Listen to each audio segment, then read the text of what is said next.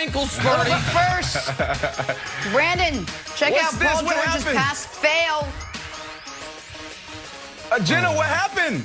Last night was opening night. Everybody's eager to get past the woes in the bubble. Paul George is trying to get rid of that way off P name. And look what happens. He throws the ball to the ref and out of bounds. And then the best thing happens after. He looks at his teammate as if it's his fault. Like, look, buddy, where you at? You're supposed to be over there. Way off P performs again last night. Oh, no. Okay, study and contrast for the ring ceremony. First thing that I loved is that LA just is so LA that during the ceremony they were playing the Still Dre instrumental. It's like boom, boom, doom, doom, doom, doom, doom, boom, boom. Hey, Dad, I'm so proud of you. Boom, boom, doom, doom, doom, doom, boom, boom. Like I'm so happy you achieved your dreams. Boom, boom. Okay, here's the other part. Marcus Morris congratulating his brother, greatest moment. Tough for the Clippers locker room as Ty Lue gives his speech of like, you got to see the pain. You see them, that should get you mad. Like, Marcus, can you stop FaceTiming your mom? And Marcus was like, ring for the Marcus. So great job for the Clippers organization getting focused, getting everybody like who's mad, and then one guy who's just celebrating in the corner. So congratulations to Ty Lue and the coaching staff. That's awesome. Other big game last night, the new look Nets, and they looked awesome. And I thought it was really interesting. Kyrie Irving played an awesome game, so here's head coach Steve Nash presenting Kyrie with the game ball. Wait a minute. That's point guard Kyrie presenting head coach Steve Nash with the game ball. Now, I'm not a pro athlete. I know that'll shock people, but that's not how I thought this worked. I've seen a lot of these locker room breakdowns. Nice moment. And usually the coach picks out the game ball recipient. And I guess that is what's happening here. The coach, Kyrie, is picking out the game ball recipient. Congrats to Steve Nash. That's great. It's his first like the win. top-down leadership. Yeah, absolutely. And Kyrie obviously gets to decide who gets the game ball. Good for him. All right, I just finished watching the Queen's Gambit, and like many of you, I loved it. I don't know how to play chess at all, but I was like, how can I apply chess moves to my everyday life? Like, maybe if I tell my kids that the zoo is closed, they won't see animals, and then they'll stop asking me for a dog. It's like a chess move. And then I'm like, who else is going to use the Queen's Gambit in their everyday life? Oh, I don't know. How about Rob Pelinka?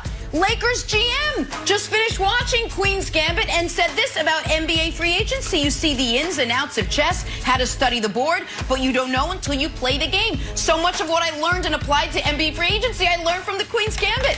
Me and Rob Pelinka. Guess who's not getting a dog? This girl. We figured it out. Yeah, I mean, I just play basketball. Simple as that. I just play basketball.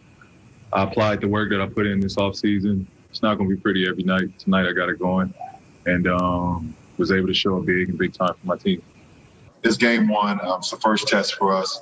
We've literally been together for 9 days as a full group. We got some returning guys, but we got a lot of new pieces that's going to play a big role in our success this year. So we look forward to watching the film tomorrow and get better from tonight.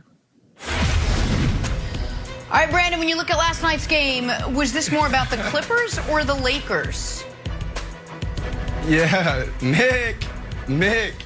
So look, when you look at the off-the-court festivities, it was all about the Lakers, rightfully so. And watching the celebration, I just thought about those sacrifices that those athletes had to make to get to that point. It was a beautiful thing. I don't know if I was the only one, but listening to the families introduce and crown their kings last night was pretty powerful, because as a professional athlete, a former professional athlete, all I thought about was those moments of just, when I eating chicken breasts and broccoli when I didn't want to. And I know, Jenna, you probably love that and you're going to get on me later about it, but you don't really like to eat that for 6-7 months in a row. You don't want to, when the family's going on vacation and they're having a good time and having a Slurpee, and you got to have, make sure you get your gallon of water in. I thought about those moments and I was like, wow, that is awesome. But Nick, when the smoke cleared and the lights turned on, it was all about those Clippers. I don't know if you saw it last night. Did you watch that game? It was all about the Clippers. This was the Clippers that we were talking about last year and what we wanted to see. Paul George rips for 33. You got Mr. Consistent Kawhi go for 26. You had Serge Ibaka come in and play lights out. You had Lemon Pepper Lou even come in and look explosive. And guess what? You had Pat Beverly making threes. This NBA season is going to get real interesting, Nick. It was all about those Clippers when those lights turned on. I actually agree with you, Brandon. It was all about the Clippers. And the last time on this show, we led the show with the Clippers. It was with me cackling at their demise. So let me give them a sincere and earnest congratulations, because it had been 362 long, hard days since they had last beaten the Lakers last Christmas. And more importantly, it had been 106 days since they went up 3-1 on the Nuggets. So it had been 106 days between wins for these Los Angeles Clippers, so I'm happy for them. They got that monkey off their back. Now, unfortunately for the Clippers, what I saw last night not only does not make me more confident in their ability to be better than last year, it makes me less confident. They beat the Lakers. I'm happy for them. The Lakers obviously weren't ready to play in the first quarter. They're down 22 points, and that was the story of the game. Lakers clawed back into it, tied it a couple times, never took the lead, and the first quarter ended that basketball game for all intents and purposes. The problem for the Clippers is this, Wilds. Did you see who they're playing? Not who they're against, who they are giving rotation minutes to. In the starting lineup was Nick Batum. Now, I understand Marcus Morris isn't there, but Nick Batum, Nick Batum, who, if people aren't familiar, played for the Hornets. Oh, okay, well, yeah, the Hornets had a lot of Nick Batum experience, and their reaction to that was, Gordon Hayward, we would like to give you $120 million to play for us, and Nick Batum, we would like to give you $27 million to play for anybody else. See you later. I saw Luke Kennard prominently featured. $16 million per year, newly minted Luke Kennard. He's a significant member of their rotation. You mentioned Pat Beverly. Pat Beverly is the same Pat Beverly he was back when I covered him in Houston, which is not a starting point guard in this league. So yeah, when Paul George scores 33, Clippers going to look decent, pretty good. I thought Ibaka was fine. But as a guy that has been short selling or shorting the Clippers for 2 years now, I'm trying to further my position. If anyone is long on the Clippers, and it sounds like Brandon is, I will front you those stocks, because nothing about last night made me think the Clippers season is going to be any more successful this year than it was last year, Wilds. Yeah, I agree with Nick, Brandon. I don't think the Lakers were worried at all. And I'm going to show you some clips that were like, LeBron was not in like zero dark 30 mode. He was in the scarier mode of like, yeah, no big deal. This is all taken care of. Here he gets his shot block, and Pat Beverly gets into his face, and look at LeBron's reaction. Okay, sure. Well, that's fine. We came back from a 22-point lead. We can get buckets anytime we want.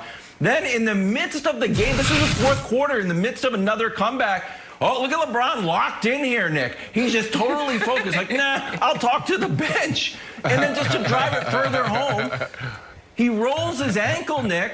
And it's like, oh, okay, he ties his shoes a little bit tighter. Plays a few possessions, like, all right, why don't I just come out for the rest of the game? It's fine. I'll see you on Christmas. Then he tells Rachel Nichols, like, oh, you know, Rachel's like, oh, what do you think about your ankle? He's like, yeah, I'll just drink some wine and it'll go down the left side of my body. I'll be fine. So the idea that like, the Clippers, like, beat up on the champions, it's kind of like when my son beats up on me, like, oh, you got me and I'm down. Like, wow, what a big win for Russell. Like, I don't know. I was pretty relaxed during the whole fight. I probably could have, you know, I really had the size advantage. So for me, Brandon, I did not think this was a wildly impressive win, because I felt like the Lakers were more of a feel-out game. It honestly felt like a seeding game to me in the bubble. Yeah, I like your take, but if anybody who watched that game last night, what they saw was they saw a team. And that was the biggest question mark going into this year with the Clippers. I don't care about what happened last year. It's about what have you done for me lately. And what they did last night, they answered the question. They looked like a team. They were rallying to the floor to help each other up. They looked energetic. They passed the ball. Their rotation was amazing. That was a team last night, and they looked phenomenal. A team whose rotation prominently features Patrick Patterson, Nick Batum, Luke Kennard, one-way player Lou Williams, and one-way player Patrick Beverley. I understand go ahead. Yeah, please. Brandon, yes? Did the Lakers did they have the lead at all? The Lakers have the lead at all last night? So you're talking about who they had. They never did. Okay, so with all those guys you named, why didn't they beat them? Why didn't they beat them? It's because they were feeling out the roster because LeBron didn't play most of the fourth quarter. And you're right. Listen, it was a good win for the Clippers, and I'm happy for them. They led wire to wire, which means the last game the Lakers led in was when they won the championship. So that's going to be the last time they led, and the last time, and the Clippers now have had a fourth quarter lead for the first time since they went up 3-1 on Denver. What have you done for me lately, baby? The Clip Show.